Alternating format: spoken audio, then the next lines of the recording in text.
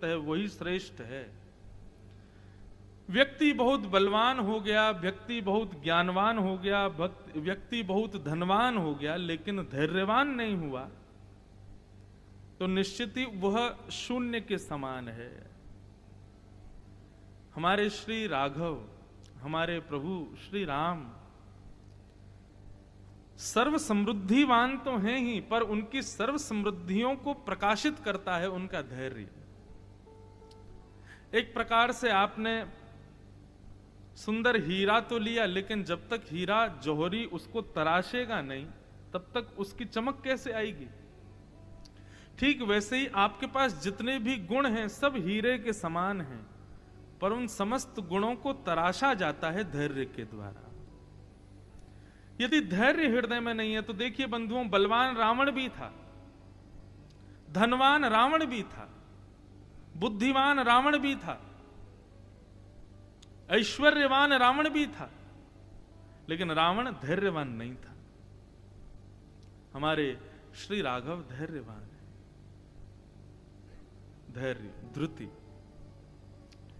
श्रीमद् भागवत में तो कपिल भगवान कहते हैं कि व्यक्ति को यदि अपना मन एकाग्र करना हो तो पंच गुण जिसमें हो उसका संग करो, और उसमें सबसे पहला गुण ही बताया गया तितिक्षवः कारुणिका श्रुहृदः सर्वदेहिनाम अजात शत्रवः शांता साधवः साधुभूषणात्। सबसे पहला गुण ही है तितिक्षु, यानी सहनशीलता, धैर्यवंतता। कोई मुझसे कह रहा था, महाराज जी आप इतना ज्यादा गुणों पर प्रकाश क्यों डालते हो अपनी कथा में, गुण कैसे हो, गुण ऐसे हो। मैंने कहा गुण से ही व्यक्ति निरखेगा। अब मैंने कहा मैं कथा में ये तो नहीं बताऊंगा कि गोरे कैसे हो, ये तो नहीं बताऊंगा कि बाल काले कैसे हो, ये तो नहीं बताऊंगा कि भाई कपड़े कैसे पहनो, यही तो बताएंगे कि गुण कैसा हो।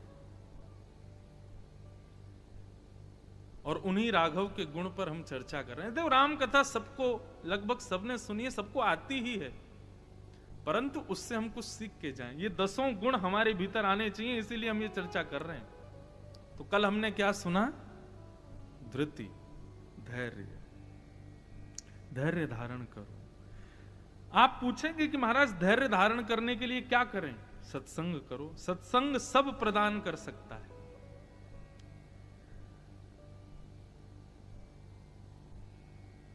संसार की बहु वस्तुएं आपको दुनिया के सांसारिक योग बल गुण दे देगी, लेकिन मानवीय गुण कैसा होना चाहिए ये आपको सत्संग से ही मिलेगा।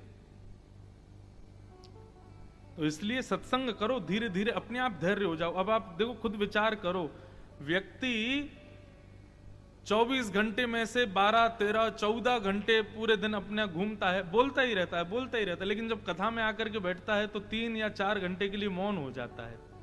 यह भी तो एक धैर्य का लक्षण है। आप सत्संग में बैठ करके बोल नहीं रहे हो, यह भी तो धैर्यता है। आगामी 9 दिनों तक आप 3 बजे से लेकर के और 7 बजे तक बोलोगे नहीं। क्यों? क्योंकि आप सत्संग में बैठे होगे। उस समय आपका चित्त जो है वो धैर्यवंत हो जाएगा। तो ये प्रथम लक्षण है श्री राघव का, धैर्य। मानव का भी यही होना चाहिए। दूसरा लक्षण क्षमा। क्या है दूसरा लक्षण? क्षमा। बोलो, क्षमा। सबसे कठिन है क्षमादान।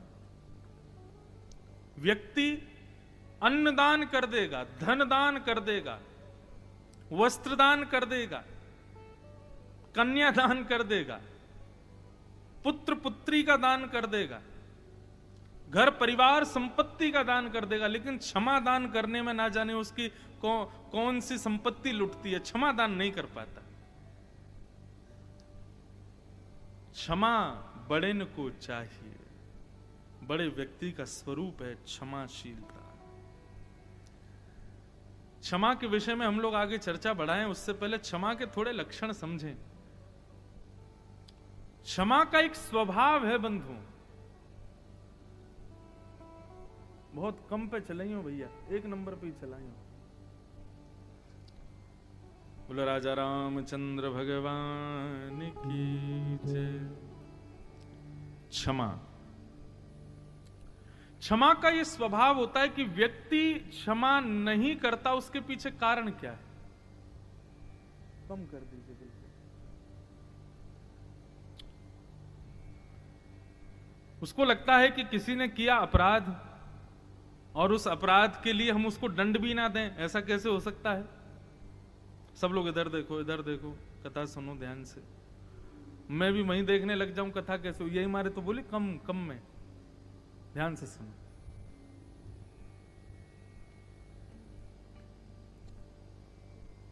नहीं तो एक काम कीजिए, इसको अब कल कीजिएगा, अब कथा चलन दो, बस हो गया।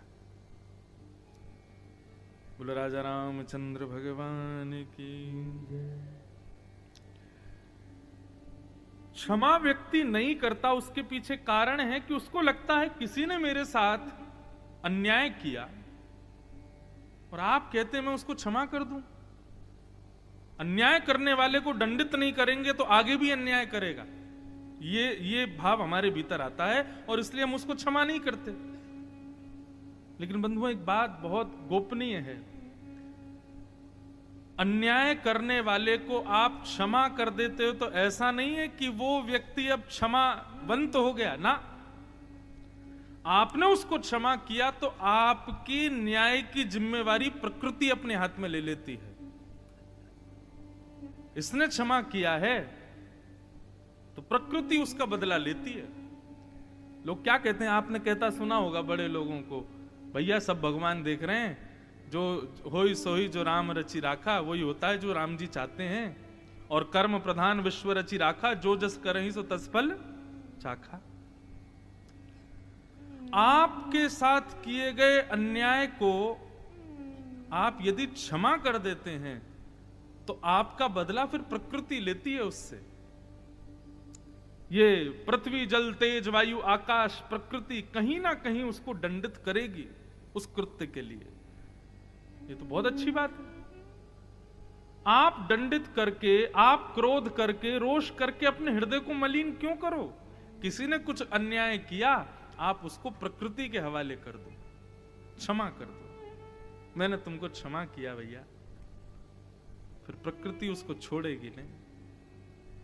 इसलिए हमारे यहां क्षमावंत बने रहो ऐसा भाव है। क्योंकि जब आप दंड देने जाते हैं, क्रोध आता है, रोष आता है और उनसे ना जाने कितने विकार हृदय में उत्पन्न हो जाते हैं। इसलिए क्षमाशील रहो। हमारे श्री रघुनाथ जी का दूसरा गुण क्या है? क्षमा। और इस क्षमा के गुण को हमारे प्रभु श्री राम ने मानस जी में अपने लीला में प्रकट किया जयंत के ऊपर। और प्रसंग कुछ इस प्रकार प्रारंभ होता है।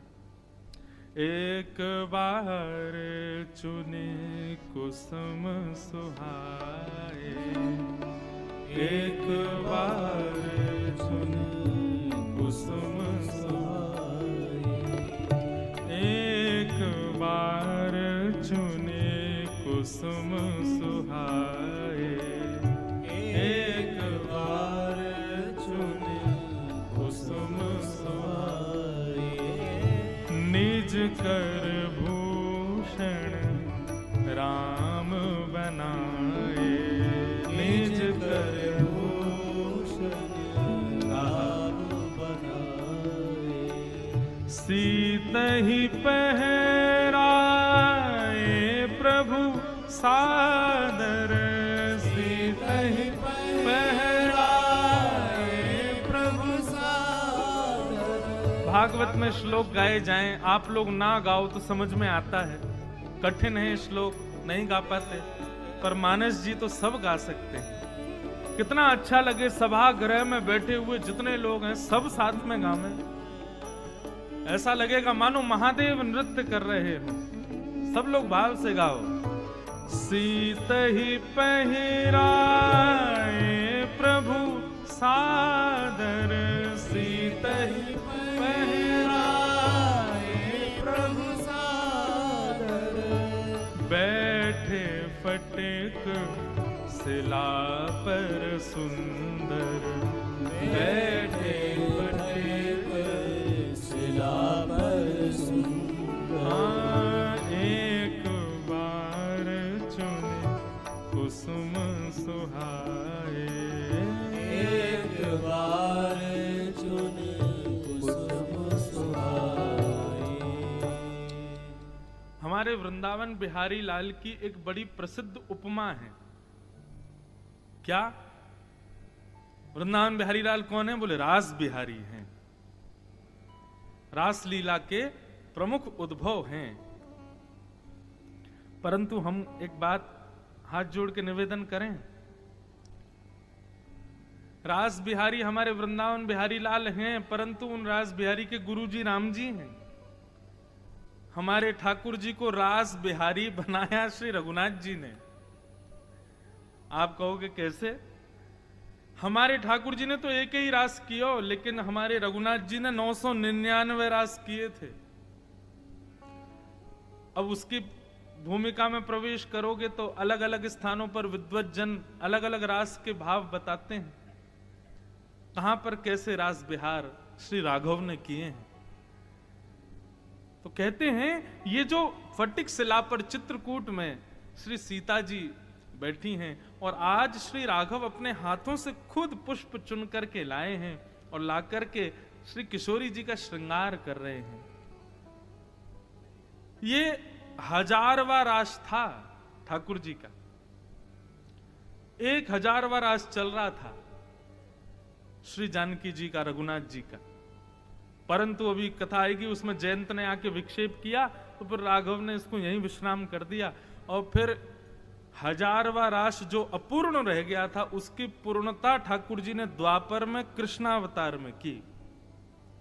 एक प्रकार से हमारे ब्रज में कहते हैं 999 रास तो ठाकुर जी ने राम स्वरूप में किए और 999 रासों का झरा भंडारा कृष्ण रूप में किया, उसका भंडारा किया। फिर और महाराज 6 महीना की रात्रि बुला ली ब्रह्मा जी की और उसके बाद में वृंदावन में रास बिहार हुआ ठाकुर जी का। परंतु हमारे वृंदावन बिहारी लाल के रास बिहार के गुरु जी श्री राघव ही हैं, उनसे ही प्रेरणा प्राप्त करी है।